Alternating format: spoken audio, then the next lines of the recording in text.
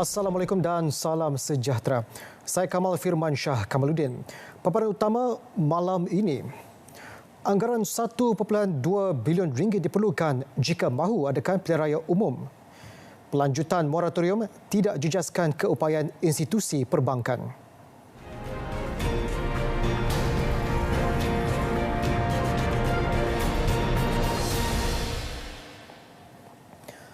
Selepas melalui sesi perbahasan dan penggulungan peringkat jawatan kuasa, Dewan Rakyat sebulat suara meluluskan rang undang-undang RUU Perbekalan Tambahan Kurungan 2019-2020. RUU itu untuk memohon perbelanjaan tambahan perkhidmatan lebih 7 bilion ringgit dan 4.97 bilion ringgit untuk perbelanjaan pembangunan. RUU yang dibentangkan oleh Timbalan Menteri Kewangan 1, Datuk Abdul Rahim Bakri itu diluluskan selepas bacaan kali ketiga. Perbelanjaan tambahan itu dimohon untuk pindahan lebihan daripada akaun hasil disatukan 2019 ke kumpulan wang pembangunan sebanyak 1.072 bilion ringgit dan 778.6 juta ringgit untuk menampung perbelanjaan luar jangka tahun 2019. Sebanyak 5.155 bilion ringgit pula adalah peruntukan tambahan langsung kepada kementerian dan jabatan yang telah diberi kebenaran untuk berbelanja melebihi peruntukan pada 2019. Semalam RUU itu diluluskan di peringkat dasar setelah mendapat sokongan sebulat suara ahli parlimen. Kira-kira 1.2 bilion ringgit diperlukan jika kerajaan mengadakan pilihan raya umum ketika negara masih berdepan penularan COVID-19. Anggaran kos oleh SPR itu dinyatakan Menteri di Jabatan Perdana Menteri Kurungan Parlimen dan Undang-Undang Datuk Taqiyuddin Hassan ketika sesi penggulungan peringkat jawatan kuasa RUU Perbekalan Tambahan Kurungan 2019-2020. Memang pilihan raya umum ke-14 menelan belanja kira-kira 500 juta dan saya dipahamkan oleh SPR bahawa sekiranya kerajaan mengadakan pilihan raya snap untuk seluruh negara pada masa ini pasca COVID, ia dikatakan dianggarkan perbelanjaan sebanyak 1.2 bilion diperlukan untuk mengalirkan, bukan 700 juta. Semua SOP diikuti, ianya akan melibatkan, itulah anggaran yang dirasa akan diperlukan. Beliau turut memaklumkan kerajaan membelanjakan lebih 12 juta ringgit untuk menampung keperluan perbelanjaan 5 pilihan raya kecil yang diadakan selepas PRU ke-14. Pilihan raya kecil Parlimen Cabaret Highlands telah memakan kos sebanyak 3.503 juta. Semenyih 1.8 juta.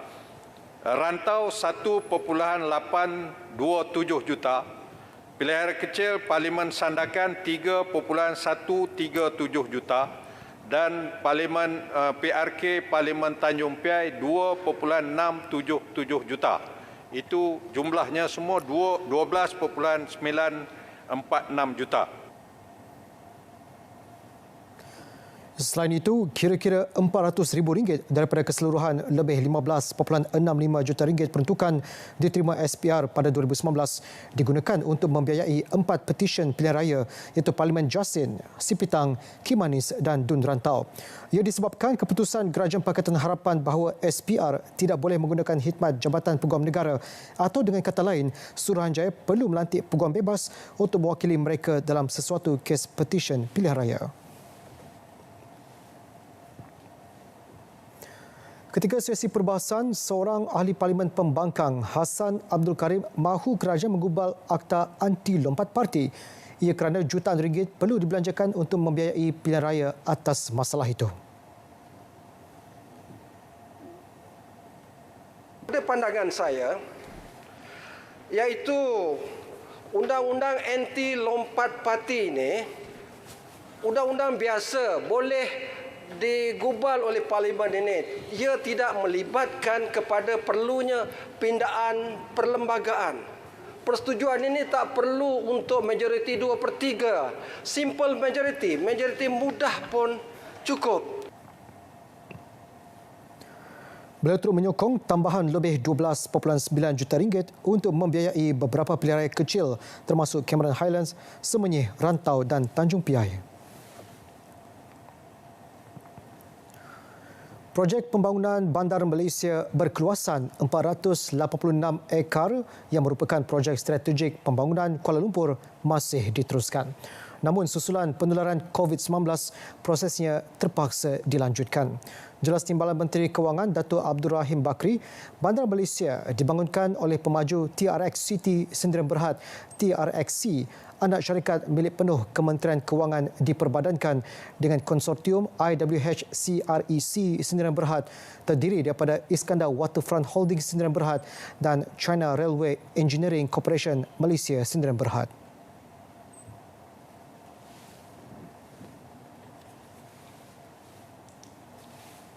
TRX City telah meluluskan permohonan ICSB supaya diberikan lanjutan untuk memenuhi syarat-syarat pembelian seperti mana daripada 17 Jun 2020 kepada selewat-lewatnya 5 November 2020 dan EOT pembayaran cukai deposit dan pendahuluan dari 30 April 2020 pada selewat-lewatnya 4 September.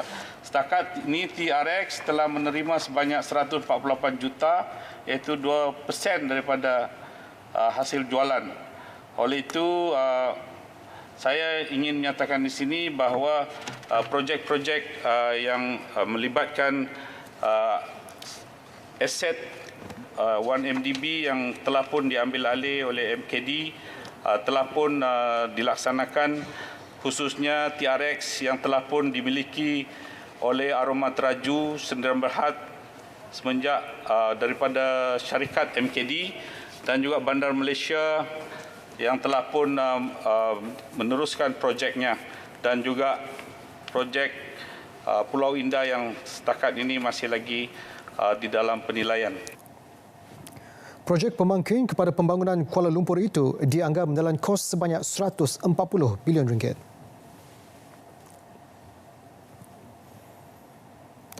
Kerajaan membayar sebanyak 85 juta ringgit kepada Pertubuhan Antarabangsa pada tahun 2019. Ia adalah sumbangan dan komitmen wajib perlu dijelaskan Malaysia pada setiap tahun menggunakan peruntukan perbelanjaan mengurus Kementerian Luar Negeri.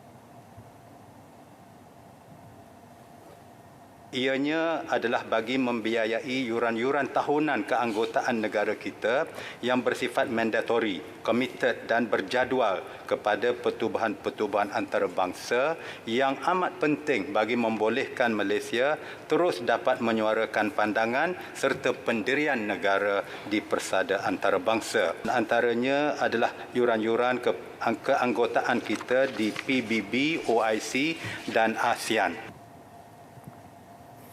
Lebih 13 juta ringgit peruntukan tambahan disalurkan kepada Kementerian Luar untuk perbelanjaan tambahan mengurus kementerian tersebut.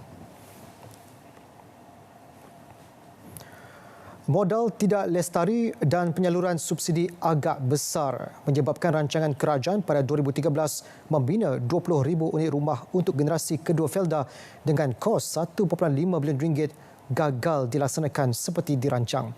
Hanya 8,314 unit rumah di 38 tapak dapat diteruskan dan setakat ini 2,058 unit berjaya disiapkan. Yang lagi 18 tapak itu dia kurang 70% dan 250 juta ringgit telah ditentukan dalam Kertas Putih. Jadi dalam ini 180 juta dan insya-Allah kerajaan akan meneruskan projek ini, dan baru ini dalam pakej rancangan disediakan hampir 50 juta untuk menyiapkan 3 projek termasuklah di kawasan Jelebu yang mana peratusnya kurang 70%. Bagi program Lestari Peneroka, sebanyak 63 juta ringgit peruntukan tambahan telah disalurkan. 30 juta ringgit untuk projek-projek lestari, manakala bakinya 33 juta ringgit untuk bantuan hari raya. Program Lestari diperkenalkan untuk mempelbagaikan tanaman peneroka dengan penyediaan 1 bilion ringgit dalam tempoh 5 tahun. Tambahan 39.42 juta ringgit diperuntukkan untuk perbelanjaan tambahan bawah kementerian itu. Ini pula berkaitan skim pembiayaan mudah tanam semula perkebun kecil sawit TSPKS dengan jumlah dana RM500 juta dan skim pembiayaan mudah input pertanian perkebun kecil sawit IPPKS dengan nilai RM50 juta. Sehingga 6 Ogos lalu, sebanyak RM10.57 juta telah diluluskan melibatkan permohonan seramai 381 orang memohon dengan keluasan 942.91 hektar tanah. Jelas Menteri Datuk Dr. Muhammad Khairuddin Razali, dalam rancangan Malaysia ke-12, kerajaan merancang untuk membuka semula pemberian geran pinjaman itu kepada pekebun kecil yang memiliki tanah 2.5 hektar ke bawah. Mengenai usaha memperluas pasaran minyak sawit, peluang berada dalam persidangan antarabangsa Parti Politik Asia ICAPP akan digunakan sebaiknya.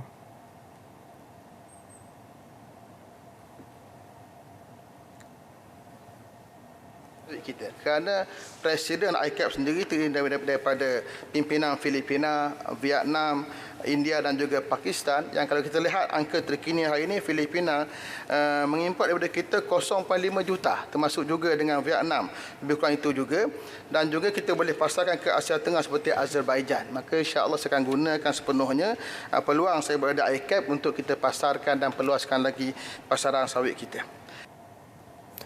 Sejumlah RM40.36 juta peruntukan tambahan disalurkan kepada kementerian berkenaan sebagai tambahan kepada perbelanjaan 2019 sedia ada.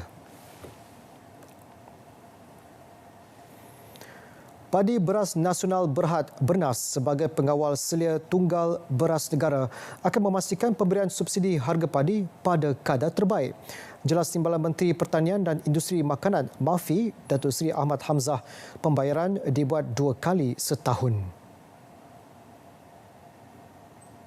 Lain daripada itu, yang menyerupakan salah satu daripada obligasi sosial Bernas kepada kerajaan, di mana semua kos pengurusan yang melibatkan tenaga kerja, sistem dan juga sistem ditanggung sepenuhnya oleh Bernas. Kos mengurus SSHP ini berjumlah sebanyak 15 ke 17 juta. Semua urusan SSHP ini Bernas adalah tertakluk kepada pengauditan secara berkala oleh Jabatan Audit Negara. Dan tiada unsur keuntangan. Dan Bernas kerana sebarang perolehan daripada kadar perluangan disalurkan kembali kepada kerajaan. Ketika ini, MAFI bersama Unit Kerjasama Awam dan Swasta UKAS sedang dalam proses perundingan bagi memuktamadkan terma dan syarat perjanjian baharu bersama Bernas sebelum konsesi tamat pada Januari 2021. Setakat 25 Julai lalu, peratus kemajuan fizikal sebenar projek landasan kereta api berkembar elektrik Gemas Johor Bahru adalah 62.6%. Projek dalam peringkat pelaksanaan itu dijangka siap sepenuhnya pada Oktober 2022. Jelas Menteri Pengangkutan Datuk Seri Dr. Wee Ka Siong, peruntukan tambahan itu diperlukan kerana kos sebenar projek itu adalah RM2.493 bilion.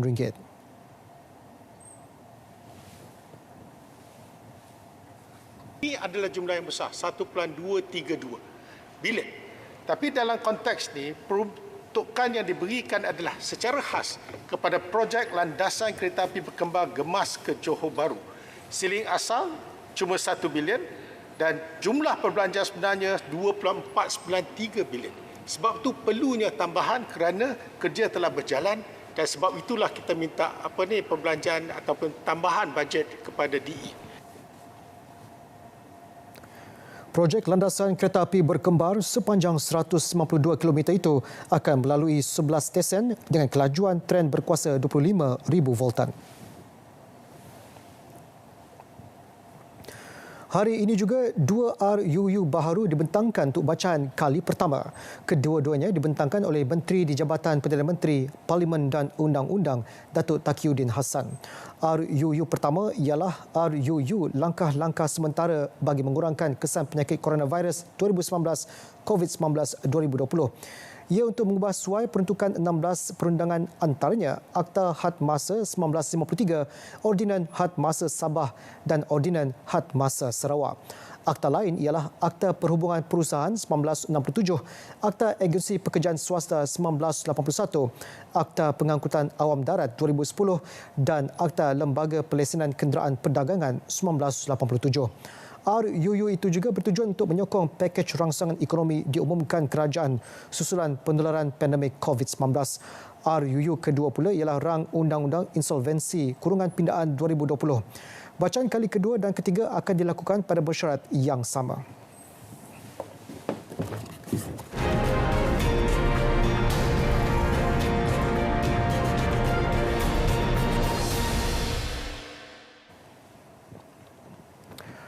Pelanjutan tempoh moratorium atau penangguhan bayaran balik pinjaman tidak akan menjejaskan keupayaan institusi perbankan tempatan kerana mereka mempunyai penampan yang mencukupi.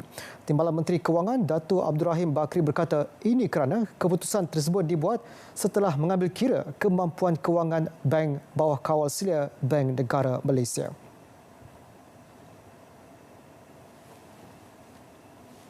Seperti mana dalam pakej prihatin dan juga pakej penjana yang telah kita kemukakan, iaitu 295 bilion dan 100 bilion daripadanya adalah merupakan inisiatif moratorium yang telah disediakan oleh bank-bank di Malaysia.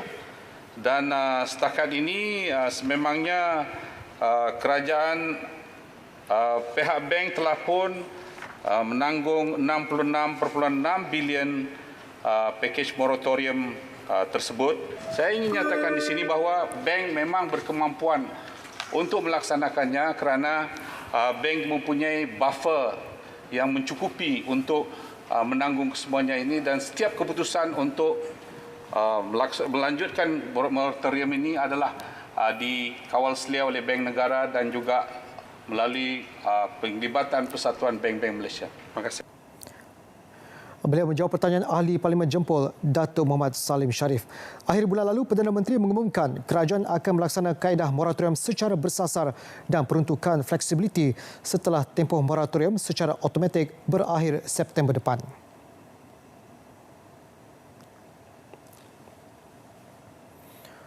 Mengenai jumlah hutang negara dan liability kerajaan pada akhir tahun ini dianggarkan berjumlah 1.264 trilion ringgit. Jumlah itu mengambil kira defisit keseluruhan tahun 2020 termasuk pembiayaan pakej rangsangan dan pemulihan ekonomi susulan penularan COVID-19. Berdasarkan kepada pemakaian Standard Government Finance Statistics 1986, hutang kerajaan persekutuan adalah sebanyak 823.8 bilion ringgit, iaitu berdasarkan had statutory, kedudukan hutang adalah pada 53.6% KDNK.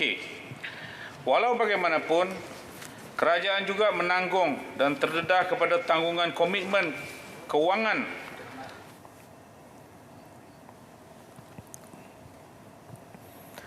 Penguatkuasaan penggunaan kerusi keselamatan kanak-kanak CRS masih dilaksanakan secara advokasi sehingga hujung tahun ini. Justru tiada sebarang saman dikenakan kepada ibu bapa yang tidak memasang CRS. Dari segi dasar kita akan teruskan penggunaan CRS. Seperti mana yang saya katakan dalam jawapan asal saya, iaitu kita sedang mengkaji semula dari segi ketinggian umur. Kerana kalau kita berdasarkan kepada UN Regulation nombor 129, kita melihat dari segi praktikal, kalau di Jepun, kanak-kanak berumur 6 tahun ke bawah. Ada yang negara Europe dia sampai ke 15 tahun. Ada yang mengikut sampai ketinggian 150 cm. Adakah nilai ambang 135 cm dengan 36 kilogram ini merupakan nilai ambang yang patut kita terima pakai? Jadi kesemua ini kita dalam peringkat untuk berbincang dan juga MIROS sedang membuat kajian secara khusus tentang perkara ini.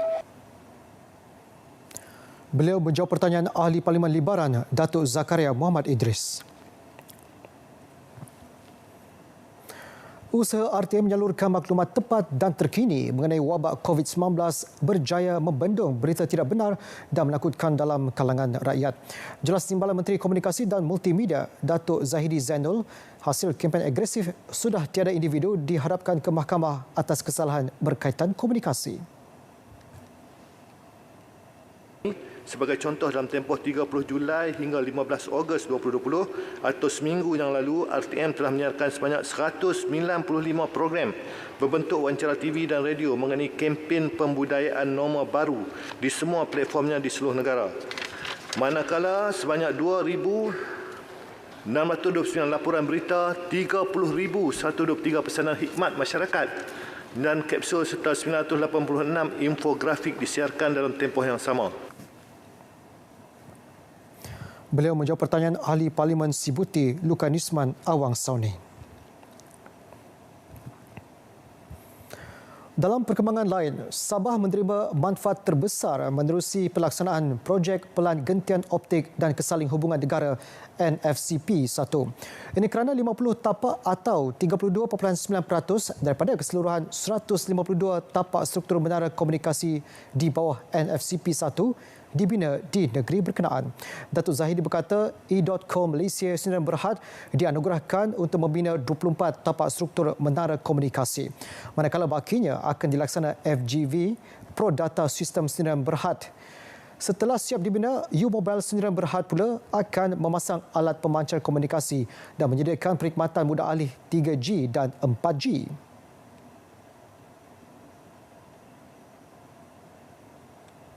Ini yang kita cadangkan 15 Februari.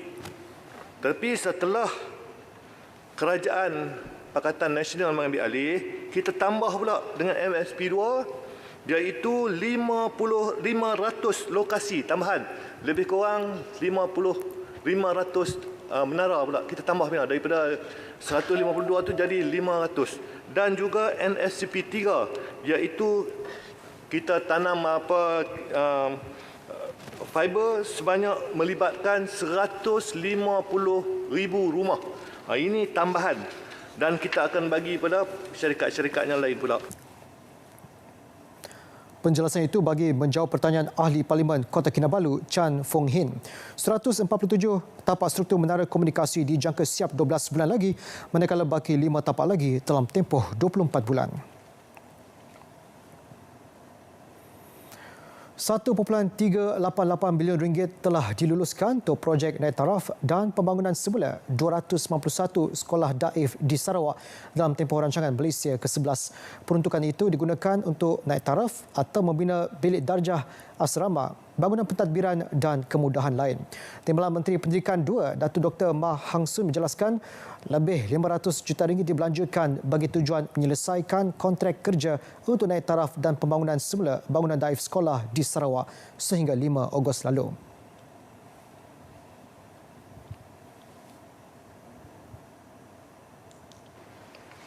Di samping itu, sebanyak 48 projek masih dalam pembinaan dan 74 projek dalam pelbagai fasa prabina. Perincian mengenai status semasa pelaksanaan setiap projek sekolah daif boleh diakses oleh orang awam melalui dashboard sekolah daif di portal KPM. Beliau menjawab pertanyaan Wakil Julau Larry Sun, Larry Sing Wei Shin. Malaysia bekerjasama rapat dengan negara-negara pengeluar khususnya di peringkat serantau dalam memastikan bekalan keperluan harian sentiasa mencukupi. Buat masa ini, tiada sebarang masalah gangguan makanan daripada negara pengeluar meski sedang berdepan krisis penularan COVID-19. Malaysia sebagai tuan rumah APEC 2020 bersama dengan 20 ekonomi yang lain masih meneruskan komitmen di peringkat serantau melalui pernyataan menteri-menteri yang bertanggungjawab bagi perdagangan APEC yang telah dikeluarkan pada 5 Mei 2020 bagi memudahkan aliran barangan dan perkhidmatan penting untuk memerangi pandemik COVID-19 termasuk ubat-ubatan, bekalan dan peralatan perubatan, pertanian dan juga produk makanan serta bekalan lain merentasi sempadan dan mengurangkan gangguan kepada rantaian bekalan global bagi menggalakkan perdagangan antara ekonomi APEC seperti mana yang disarankan oleh Pertubuhan Perdagangan Sedunia WTO. Penjelasan itu bagi menjawab pertanyaan Wakil Kemaman Cik Alias Hamid.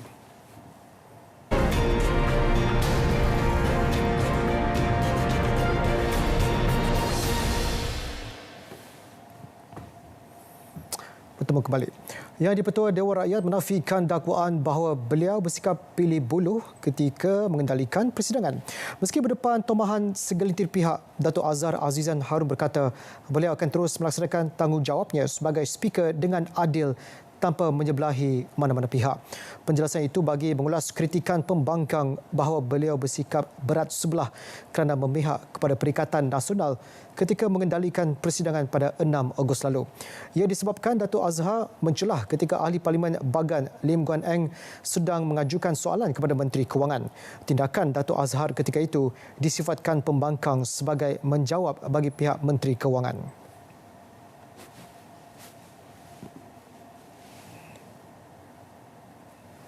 I can't. And I shouldn't. I mean, it's like a judge. When they make a judgment and that's it. Beliau memaklumkannya pada sidang media di Parlimen. Terdahulu dalam kenyataannya, sempena 30 hari menggalas tanggungjawab sebagai Yang di-Pertua Dewan Rakyat, Datuk Azhar sekali lagi menzahirkan komitmennya untuk meneruskan agenda reformasi Parlimen. Lebih 130 ahli parlimen telah menandatangani petisyen untuk mengecam tindakan Israel melaksanakan rancangan pengilhakan ke atas tebing barat dan lembah Jordan iaitu kawasan jajahan Palestin. Petisyen tersebut akan dihantar kepada perwakilan di Kedutaan Amerika Syarikat dan Kedutaan Palestin di Malaysia pada Isnin depan. Ahli Lembaga Liga Ahli-Ahli Parlimen Al-Quds Sedunia, Said Ibrahim Said Noh berkata, ia akan terus dipanjangkan kepada kesatuan antara parlimen dan kesatuan ahli parlimen serantau. Antara kandungan petisyen itu adalah desakan mengusir Israel dalam sebarang perhimpunan di bawah PBB.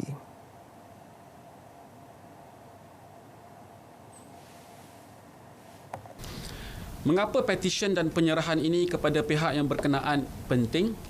Kerana meskipun tarikh asal permulaan rancangan pengilhakan Israel pada 1 Julai telah pun berlalu dan tiada tindakan dimulakan kerana Rumah Putih tidak memberi lampu hijau, namun Perdana Menteri Israel Benjamin Netanyahu berkata rancangan itu belum digugurkan.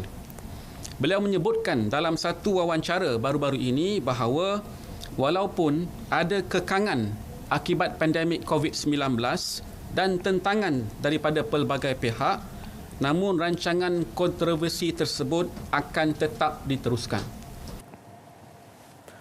Beliau memaklumkannya pada sidang media di Parlimen yang turut dihadiri beberapa ahli parlimen kerajaan dan pembangkang.